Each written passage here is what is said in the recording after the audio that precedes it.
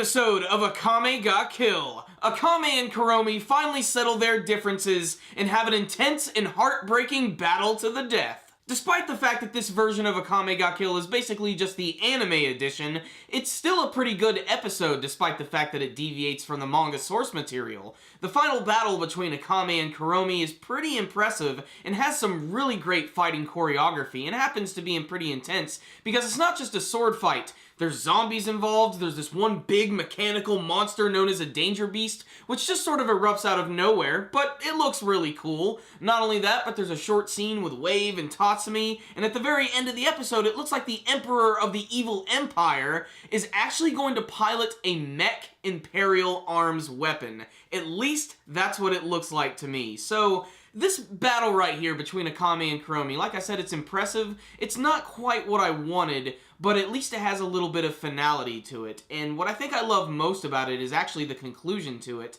And it almost seems like halfway through the battle, they might actually decide to start, being friends again, because this big monster just appears out of nowhere, which looks kind of like this, metallic Frankenstein thing with multiple red eyes. And Kurome gets beaten down, and her weird zombie people get destroyed as well, and that's when her and Akame decide to work together, and they basically just destroy this thing, cutting off all of its tubing, its face erupts from its body, and then suddenly Akame just cuts it clean in half. Speaking of which, there are two scenes this week where things get cut clean in half. There's that one right there, and there was this really messed up scene, which was really badass, where Esdeath was riding on this horse, and she attacks this one guy with her ice abilities, and it goes right through his body, and then one half of him just slides down the ice, and there's this huge smear of blood on the ice. It's really disturbing. This is a show that can go into some really dark places, and that's probably why they haven't adapted some of the previous arcs from this series and skipped ahead and decided to do their own ending.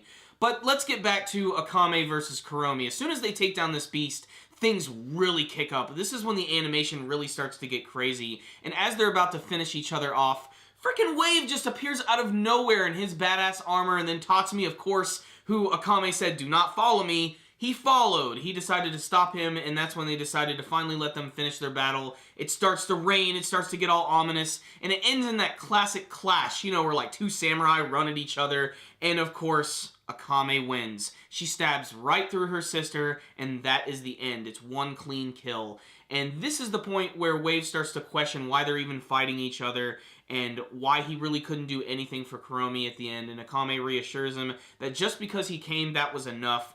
And then it just sort of ends with Akame just breaking down right in Tatsumi's arms, where he basically tells her that there's going to be no more deaths, we're not going to lose any more precious people to us. And you can just, the scene right there, you can just feel her world crumbling. She just killed her sister. No longer are people going to die. And her sister was going to die anyway, but it's still a heartbreaking scene nonetheless.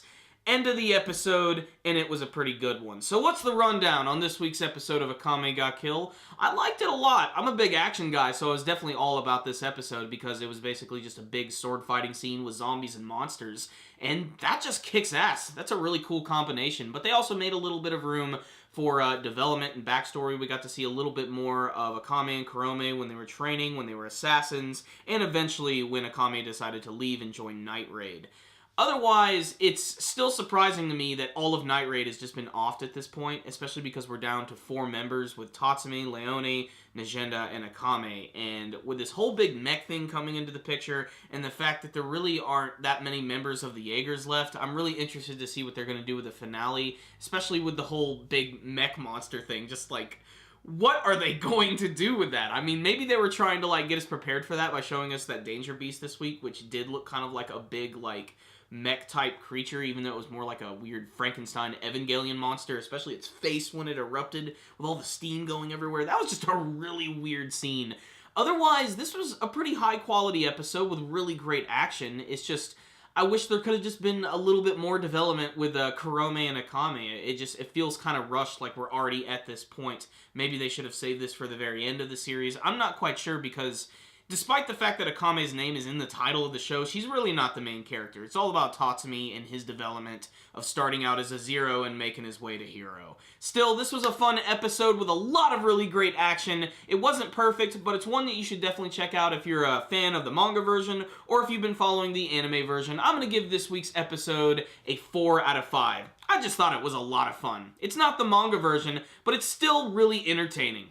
Thank you guys for watching my review. If you liked this video, please give it a thumbs up. And before you leave, please tell me what you thought about this week's episode of Akame Got Killed. You can tell me in the comments section below. What did you think of the battle between Kurome and Akame? And what do you want to see from the finale of Akame Got Killed? Remember guys, before you leave, you can also subscribe to our channel. You can do that by clicking on the channel icon right up here. You can also follow us on Facebook and on Twitter. See ya!